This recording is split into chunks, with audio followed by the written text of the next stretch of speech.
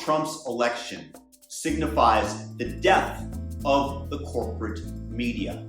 They are rapidly circling the drain. They had the power to influence the 2020 election, to play the George Floyd video over and over again, to enrage people against Donald Trump, to tell everybody that the Hunter Biden laptop was Russian disinformation. Yes, there will be a certain number of people that continue to turn in to the corporate media, but those are a dying number, literally and figuratively.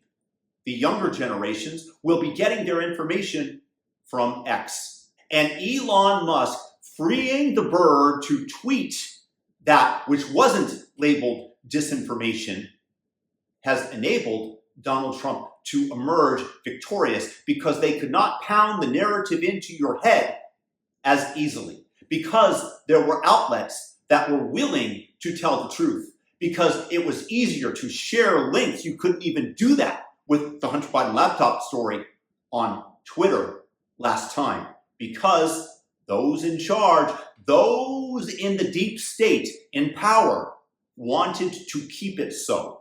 Thus, they would manipulate what it was that we discovered, what was allowed to be discussed, what was algorithmically promoted.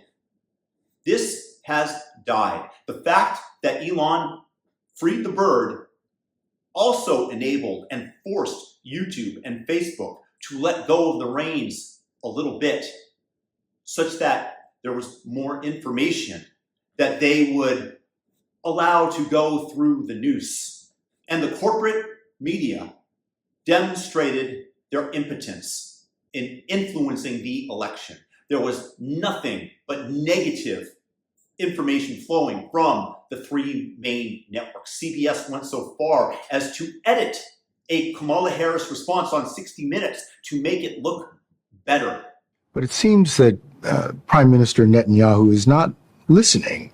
Well, Bill, the work that we have done has resulted in a number of movements in that region by Israel that were very much prompted by or a result of many things, including our advocacy for what needs to happen in the region. But it seems that Prime Minister Netanyahu is not listening. We're not going to stop pursuing what is necessary for the United States to be clear about where we stand on the need for this war to end. Realizing that they were losing their influence, Kamala Harris went on Fox News and demonstrated herself in front of the whole world that didn't know her previously to be entirely unmeritorious, to be a bloviator, and one who just repeats talking points nonsensically. Same when she was forced to go on CNN. At least CNN moved more towards being neutral, even though they were still overall very much anti-Trump. But Joe Rogan, Lex Friedman, long-form podcast that Donald Trump went on, that allowed people to get to know him without the gatekeepers preventing him from doing so, will be the way that political narratives are created in the future. How we actually get to know the candidates versus them shining a light in a very special way to get us to see the candidates as they want us to. Furthermore, all the repeated talking points, I grew up in a middle-class family, this is the mark of stupidity in terms of the fact that they don't realize that there are so many people that are able to clip this and demonstrate that this is the way the candidate is presenting themselves. We already know this, but because these people did not adjust to the new media environment, they kept repeating these lines, Kamala Harris, middle-class family, etc. It was a repetition that used to work that no longer does. They did not adjust. Somebody with Trump's personality who readily flows in terms of being on with the Milk Boys and Joe Rogan and Andrew Schultz.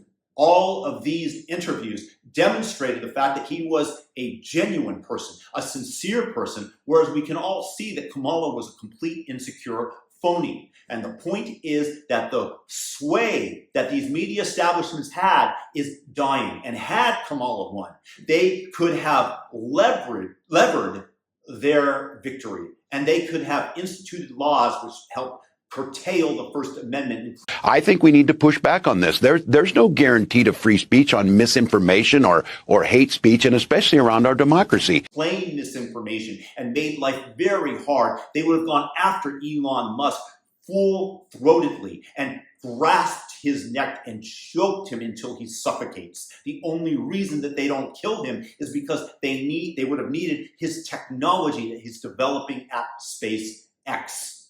I don't mean kill literally, but figuratively, maybe literally. There's already been attempts on his life. But do you think that the media environment, that people are going to trust it as much? No, they know that they've been lied to. And the pointing fingers at this stage are at the legacy media channels. CNN, MSNBC, NBC, ABC, CBS. All of these retards that were lying to you over and over again, trying to shape the narrative, and they failed. And this is only going to progress more rapidly in the coming 2 years leading up to the midterms. No one is going to get their information from the people that told you that Joe Biden was sharp as a tack over and over again. Start your tape right now, because I'm about to tell you the truth. And F you if you can't handle the truth. This version of Biden, intellectually, analytically, is the best Biden ever. Not a close second. And I've known him for years. The Brzezinskis have known him for 50 years. If it weren't the truth, I wouldn't say it. And you... I have a lot of questions. I better not start the questions. I'll get in trouble. That Trump stated that there were fine people on both sides of the Charlottesville. And you had people, and I'm not talking about the neo-Nazis and the white nationalists, because they should be condemned totally. They are dying. Their influence is gone. Had Kamala won, they would have enacted laws that would have forced you to get the media narrative from where they want. They want to be able to govern by changing your mind and narrative using their propagandistic influence. We have collectively dodged the car going over the cliff, which is where they were pushing us, so that they would have total power and control, and we would live in a 1984-like world. And this is the best news. Donald Trump's gift, one of his gifts to America, was exposing the news as fake. Fake news. They are fake news. They are liars. They are charlatans. They are in it for a paycheck. They were getting most of their revenue.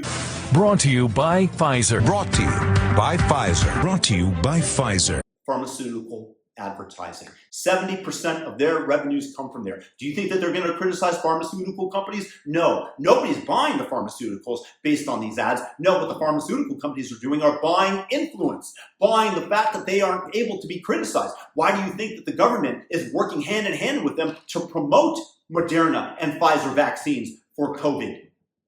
Fattening their pocketbooks with the help of the media. That's dead. That's gone. We have dodged a bullet. Trump dodged a bullet for us. Bye-bye media. Hello, Joe Rogan. Hello, podcast. Hello, individual narrators. We will never get our media from a centralized source again. And this is a good thing, because these ideas can now battle it out amongst each other, and the best, generally, hopefully most true narrative will likely emerge. This amazing news for the country, for you, for the voter, and for the planet.